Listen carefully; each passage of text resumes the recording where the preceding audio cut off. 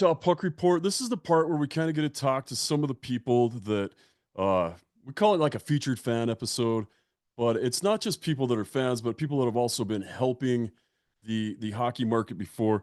Good friend of mine, Jeff Barber. Jeff, you're big with Larry H. Miller Toyota. We'll just get that out of the way. You're one of my sponsors now, and I can't thank you enough for being a sponsor. But beside that, you've been a hockey parent forever, and so thanks for being on the show. Thank you. And I know you've played and I had honestly some of the best years of my coaching were because of your kids. And like I just think the world of your kids with Nixon. He's one of my favorite kids I've coached. And that year that says a lot because we had some really good kids that year and really good parents that year or those couple years. Then Easton and Sarah. Sarah's always been around and supportive and just you've got just such a great hockey family. And so I wanted to talk to you a little bit about the impact of the NHL coming to Utah and what that has meant to you and your family. Well, yeah, thanks for letting me be on, Jay. I mean, yeah, we go back 15 plus years, and we've spent a lot of time in cold rinks watching terrible hockey, and watched a lot of really great hockey all over the country. You know, one of my favorite memories is you and I trying to figure out if we needed to break up two ladies fighting at the old Joe Louis Arena with with a bunch of kids who were there for a tournament in Detroit. And you know, our family came to hockey in Southern California in a non-traditional market. The boys knew a kid that grew up in Detroit, played hockey, and he was the coolest kid they'd ever met. Shout out to Ryan. And so we found our way over to Hockey Giant and laid out the money for equipment for all three of us. You know, I'm a baseball player. My son's name is Easton because I thought I was raising infielders. And so next thing you know, we're buying the equipment and we all leaned into it. And I mean, when you say hockey family, my daughter met her husband through hockey. He played at the University of Utah. Both of my boys came up through the county system.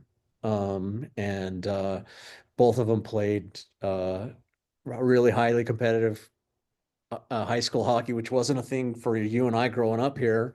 Right. At Park City High School, both of them had experience in the AA programs and U16, U18. Nixon went on to play and captain at BYU, and they all play adult leagues now. And when you say hockey family, like there's so many great things that have come to my family as a byproduct of our association with hockey. Yeah, and that's one of the things I keep preaching to people. I said it on a show earlier today. We were talking about the importance of hockey and all everybody's looking to play AAA or AA. And for me, it's like, all right, don't ruin it for your kids. Oh, yeah. Appreciate what it is as far as teaching your kids how to win and lose gracefully, how to overcome adversity, whether that's tough games or questionable officiating or whatever. It doesn't matter. It's never anything to lose your mind over, but it's definitely something that teaches you how to be a better person down the road. And that's what I think sports are for 99.7% of the population that play sports. It's not going to be the NCAA Division One. It's not going to be pro. It's going to be how are you as an adult? How do you handle tough situations as an adult? And as in firefighting, when I have the opportunity to hire somebody, I look for athletes. Yeah. And in all chances I've had to hire people, I've looked for athletes because I know that they know how to push themselves. So you, And they're comfortable in a team environment. They're used to working with. Look, I run the sales department here at Larry H. Miller Toyota, and I look for athletes because athletes, just like you said, they are comfortable with deadlines. They're comfortable with performance being the measuring stick. They're comfortable with being outside of the box and being uncomfortable, you know. And when you talk with athletes, also, you know, hockey to me is the ultimate team sport. You have at any given time six people on the ice. Five of them have to be really interconnected, but also have the ability to read and understand and break out and do things. And then those other four people have to be able to go, oh, I see what Jay's doing. He goes here, I go here. It hockey opened up soccer for me because I grew up here in Utah and there wasn't a lot of soccer. Soccer was a thing that you did if you couldn't let her in a different sport, you know, Yeah. and all of a sudden watching hockey and understanding how positionally how you defend space, which is different than most traditional American sports. No. The puck is really not the most important thing on the ice. It's where everybody's going, and to be able to see the play develop and see what's happening behind it and see that coming up, it's so beautiful. I see it in soccer. It's changed the way I look at football. It changed the way I look at basketball. And personally, it's just been such a gratifying thing for all of us. It teaches, go back to when my kids were really, really young. They were little boys that, like to break things and run around, and all of a sudden you put them on skates. And anybody out there that's listening, if you've got a kid that you're wondering, put your kid on skates, put them in a learn to skate program. Little boys, little girls, they get out there, it feels dangerous. It is not. It feels fast. It is. It feels like there's a lot going on. Some of the best things for getting my boys to be able to pay attention to the rest of the world around them comes from learning to play hockey and being able to focus in on what was being asked of them, which happens in that team sport environment, like you were talking about. And it's a harder skill to learn a different way because it's your kids will listen much more to a coach than they will to a parent. Oh yeah, 100%. That's why I had to start hiring coaches to come in and run my clinics because my own kids stopped listening to me. Um, so when the announcement came, when did you first hear about it? Like I know I told Nixon because Nixon was actually helping with this show a little bit early Uh-huh. on, and I was hoping to pull him in. But I know I told Nixon, I was like, hey, I just had a meeting. I know the NHL is coming. Like, when did you first hear about the team? I started hearing rumors really through the Toyota world. Okay. Because the Toyota Dealers Association were sponsors for the Utah Hockey Club, and so we've been sponsors with the Jazz when SEG started really moving earnestly in that direction. And even when I was hearing it, I was like, yeah, that's not going to happen. Like that is maybe a couple seasons down the line. Nobody moves a team and plays the next year, and then the conversation in the valley was that, we're up for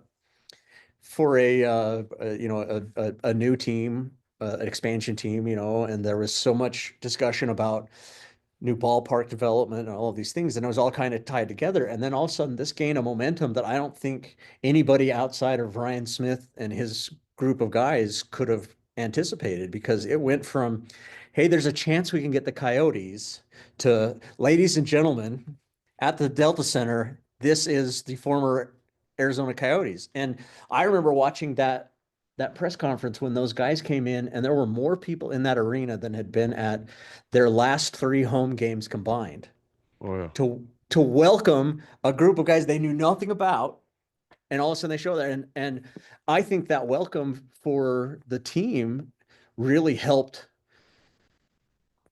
you know, push them into understanding and being like, oh, this is a good thing. That transition in professional sports, especially you move a franchise like that, there's a lot of what ifs. But to go from I lived in Phoenix for a while, a very hockey apathetic crowd, to all of a sudden you got 18,000 people show up just to say hi, and they've never seen you on skates yet. Yeah, that was pretty amazing. And being there, I had a really good seat for that. I was on the ice for that. And man, it was so loud on the ice. And I was just so overwhelmed and thinking, this is really happening. Like and I expected a crowd. I did not expect lines around the Delta Center and all that stuff. Mhm. Um, but before we drag all that out, because we've talked about that quite a bit, I want to know, like, you get I've seen Nixon at some games. I haven't seen you at a game, but I see that you have good seats. I want to know, I want to believe that you get to go to games. I text you all the time. I'm like, you coming tonight? You're like, oh, I'm too busy. But I want to believe that you've been at some games. I want to believe that you have like this amazing memory from this season that you can share with us. Do you have one? Oh, 100%. I was there opening night. And that opening night, the puck is still in my truck. It's seared in my memory because there's two things that have happened for me as a benefit of my association with the group and with Toyota. I was at the groundbreaking for the practice arena down at the Southtown Center, Oh, and I was there on opening night and really nervous going into it because I've been to a lot of games at the Maverick Center, you know, yeah, yeah. and wondering how well the crowd translates and how well I've seen hockey. I've seen some of the Kings exhibition games in the Delta Center. I've seen, a lot of good and bad hockey. I've been to a lot of NHL arenas. And so wondering, were we going to get it? Was this pretty virgin hockey crowd going to understand and get and feel the energy and relate to the speed and relate to the size of these guys. And uh, I again, just a lot of credit to the SEG group because they have built a monster in that arena and it's loud. People understand the game. When things are not super clear, there's little graphics and things to help people understand. There's plenty of resources available to get people broken into and understanding what hockey is. And you can't go in that arena and not feed off the energy. Yeah. One of my personal heroes, ESPN was there that night. Mark Messier was up there. I got pictures of Mark Messier. I'm a Rangers fan, former Ranger, one of my favorite Rangers in the last, 15, 20 years. Does play by play here. He was part of our almost successful cup run in 14. And Oh, okay. yeah, in fact, you introduced my son Nixon to the Stanley Cup with Trevor Lewis. Yeah. And Nixon laughed because he loves to tell this story. He didn't touch the cup, not because he was afraid he wouldn't be able to get it, but because the Kings took the Rangers Cup that year, so he wouldn't put his hands on it. I didn't know that's why. That's hilarious. I love that. And I've talked about this on before. Um, and I just regret it so much because the Stanley Cups I've been to I've been to three Stanley Cup parties. George Peros's Mm-hmm. and then Trevor's, both of Trevor's. And the last one, we had the cup with us the whole time, and Tegan got pictures with it, and I'm drinking out of the cup, and even Monica, who, a good BYU grad, my wife, who doesn't drink, hardly ever Uh-huh. drink, and she drank out of the cup, and I was like, Tegan wouldn't do it because he's just such a rule follower. Yeah. And I'm like, well, we should have just dumped out and put root beer or something in it so he could have drank from the cup.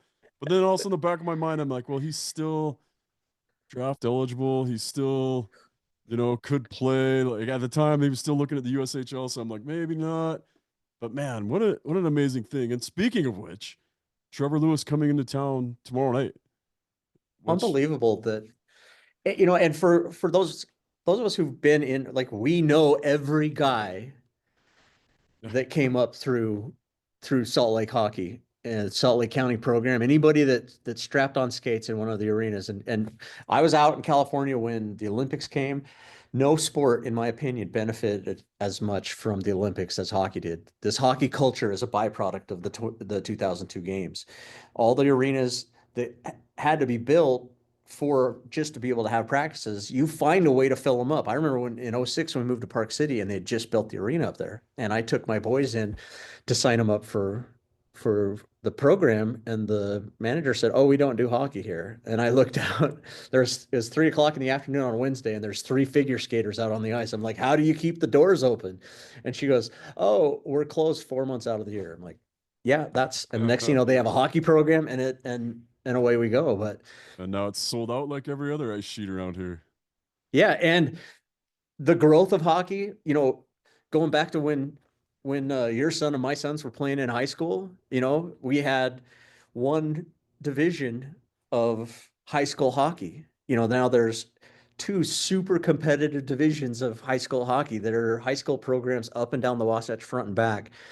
And you can want to play. It was a big point of pride for both my boys to play for Park City, to have the name of the city on their jersey, Yeah, for and to sure. see high school kids be able to go out and play, and then not just play, but now with the NHL here, to see the end result of what can be to keep that dream alive and not have to traipse all over the country, to spend your high school years in Minnesota like you had to do and have to leave your family and go somewhere else. You can do all of those things and come out of it here in Utah.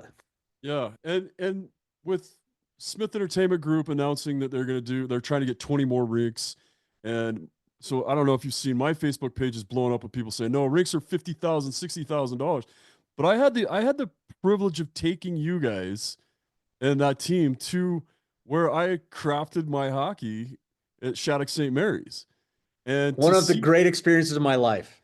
that's awesome to hear, and to be on that ice and to have those kids on that ice meant a lot to me. But I think it also granted, they have the other sheet now where they have really nice stuff. But when you were at that barn at Shattuck St. Mary, I made sure we were on Yeah. the old ice, Yeah. and I'm like, this is a barn that you could build right now in most cities for a couple $1 million, Yeah. and that's what I'm looking for. That's what I really hope happens here. And like you said, you have your name, your city name on your jersey, and you get to really feel a part of it. And I think, Hmm. I did play for Murray High. It meant everything to me. That's where I started. That's where I finished. I did spend some time in the middle at Shattuck, but I think if you look at a rink like that, it's a barn. That's why they're Oh called yeah. barns. And you can afford that. And for him to Yeah. come in and say, "Hey, I'm going to get $500,000 for up to 20 rinks." Like team up with some other people and build a rink. A couple million, 3 million. You can do it. I'm giving you a quarter of the money up front.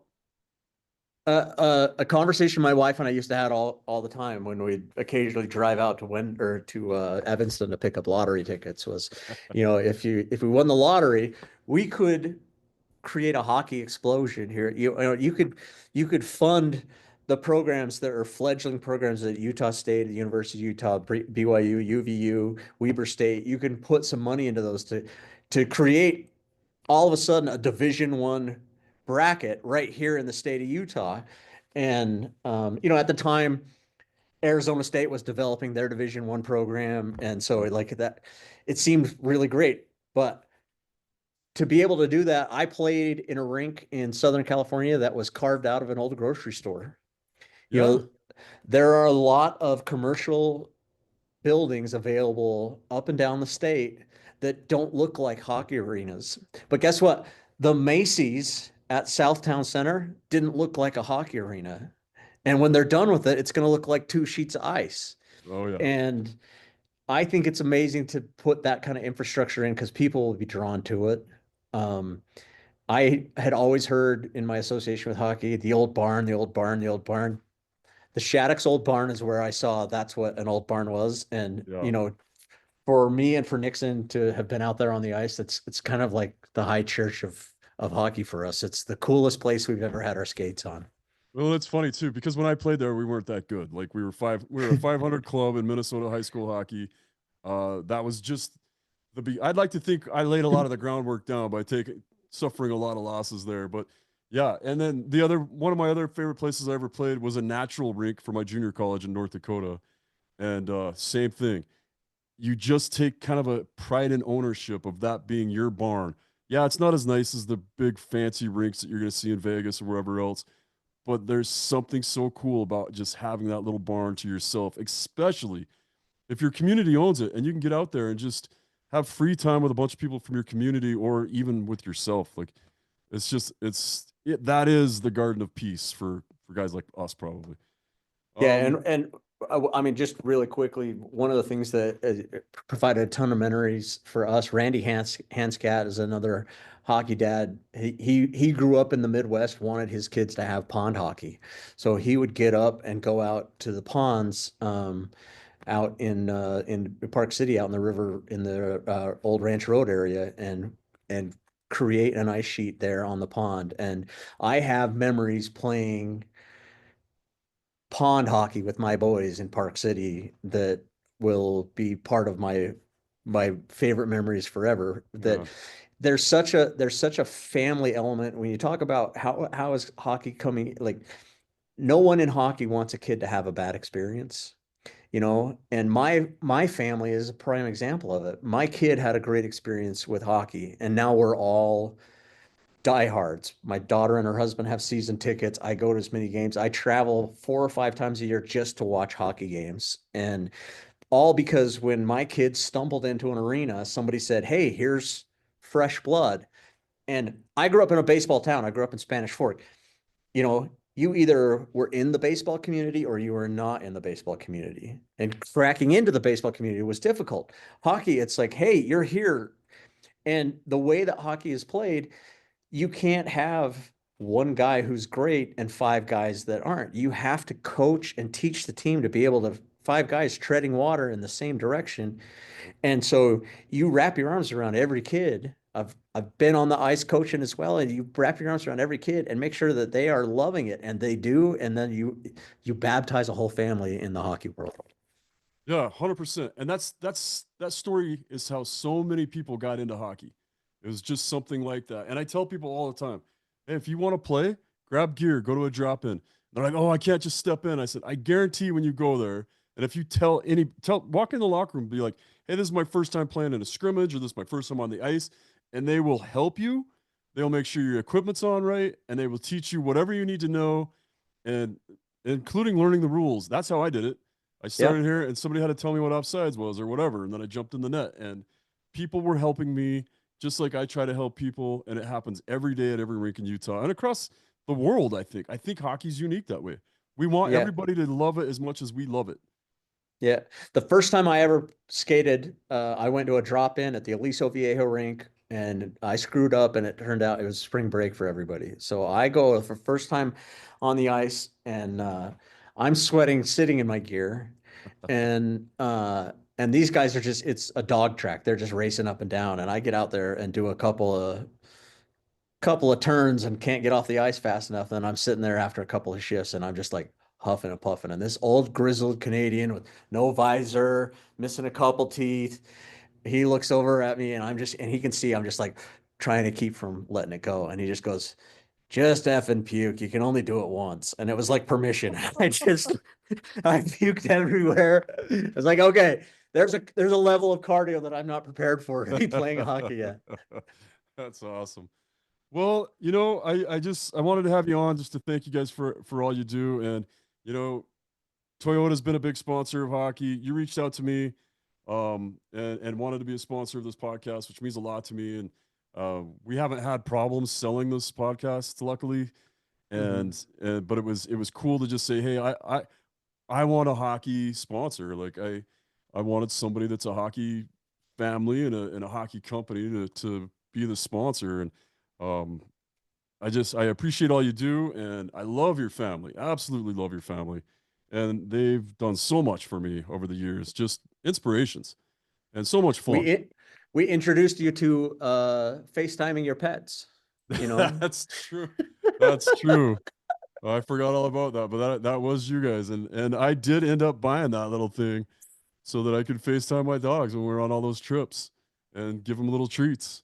But Yeah, anyway, it's I look, I we love you. We love your kids, your wife, your family. We've got a lot of miles under our relationship, and you know, I love being involved in people who are, this is the Jay Stevens I know, the guy who like the fact that you're a firefighter is so in direct opposition to who I know because you're a hockey guy, and I love that you're able to pursue something, you were one of the band leaders for generations in hockey here in the state of Utah. To be in a position now where you can kind of be the Pied Piper and bringing more and more people to a sport that is just so rewarding for people to be a participant in. We've been able to help disadvantaged families. I think of how many times we've been in a rink with a chuck a puck that get donated to somebody that, the hockey community is so giving and so open. And it's so amazing to see how quickly it is becoming ingrained into the fabric here in Salt Lake. And I always felt like this was the right market for hockey. I used to be involved with some things with the Millers and be in some conversations, and I hear them talk about baseball and football and some of these other things. And hockey was the one that always seemed like it would be the right fit the work ethic, the people who are here, the Yeah. humble. You watch the guys that go out there that they come to play. I think having Utah on their jersey means something to them. I think Yeah. getting out there and seeing, 16, 18,000 people, jumping up and down and learning something about what they do is providing a passion for them that I think gets easily subdued as you become a professional. And now to have an environment where people are invested in what you're doing, that brings a spark to you want to represent. And I'm just so proud of the team and the ownership group and the people here in the area that have just wrapped both arms around this club and the sport itself and are really doing a lot with it. Yeah, me too. I love it. I'm super impressed when every game I go to and I just see these new fans that are instantly diehard fans, and I'm like, it just means a lot to me, and it's been amazing. It's been a fun ride, and I joke around all the time. It was my ninth year at KSL, and for 8 years nobody cared. Like you know what I mean? Like it was nice of KSL to support me. They're like, hey, we like the Utah Grizzlies. We think there is hockey here, and we want to support it. We want to talk about it. We realize we don't talk about it much on the news, but they supported me in doing it. And I was getting a couple thousand downloads an episode or whatever. And now you're like, hey, that's way more than we thought you'd get. We thought this was just your passion project. And now with things skyrocketing the way they are, it's been awesome, and I think it's going to pay off for everybody. And having hockey is going to enrich everybody else's lives, the new people, just like it's enriched ours. And before I let you go, how cool is that? Is that the hybrid Yeah, Forerunner? it's Is pretty that awesome. is that what I should be Yeah, driving? you're gonna You have know, to I'm a get one. Forerunner Yeah. guy. Yeah, I know. Yeah, it's about time. Now that you're a big media personality, you can't be driving around in an old beater up anymore. And so, yeah, to do a quick plug for what I do, yeah, here at Larry H. Miller Toyota, we've got the new Forerunner, we've got some Tacomas, we've got some really great things, and all you got to do is come in and say, "Hey, you're the hockey guy," and I am going to hook you up because I love hockey people. DJ Giletto comes in occasionally. I've sold him a couple of trucks. He looks like some kind of Scandinavian Viking right now, Yeah, I love. I and see him on the gym. He's huge. yeah, he's yoked and he's got like Yeah. long braids, Oh and yeah. Great dreads. one of the sweetest, nicest, best people in the world. Nope. His family's great too, and yeah, we'll take care of you. We want everybody driving a Toyota and rooting for the Utah Hockey Club. So, Well, I can't wait to come get my new Forerunner. I've been accused of being a journalist, and now I've been accused of being a big news personality, whatever you said. And I'm not. I'm just a podcast host. But a media celebrity. yes, something like that. Something like that. Geoffrey I Barber. It's like I said, love you and love your family. Thank you so much for being on the show. Any parting words before we go? No, I would be remiss if I didn't also just, I thank you for everything you're doing for us and one of the great things, the last family trip we took before we had my accident was a hockey trip with my wife. And my wife loved hockey, loved you, loved your family, and loved what the sport has given to our family. And I hope for anybody out there that's on the fence, like jump over it with both feet, and if you need gear, call me. If you need someone to teach your kids how to skate, I've got 4 skaters that live in my house, and we're all willing to pay it forward to create the next generation of hockey players. So Well, that's awesome. And we loved your wife. Like she's just truly one of the best people I ever met. And she was a pure inspiration for all of us. And she set that bar, I think. I think on all those road trips I coached for 19 years, and the years I coached with you guys, there was a high bar standard for parents, and that came from you two. And I tell people that all the time. And thanks for all you appreciate guys that. have done. Thank you, Jay. Thanks for caring for my kids. All So right. Well, before I break down crying, I'm gonna wrap it. That that's the other part about hockey. You can be emotional. We're Yeah, not that's football true. players. That's true. That's true. And that is the Utah Puck Report.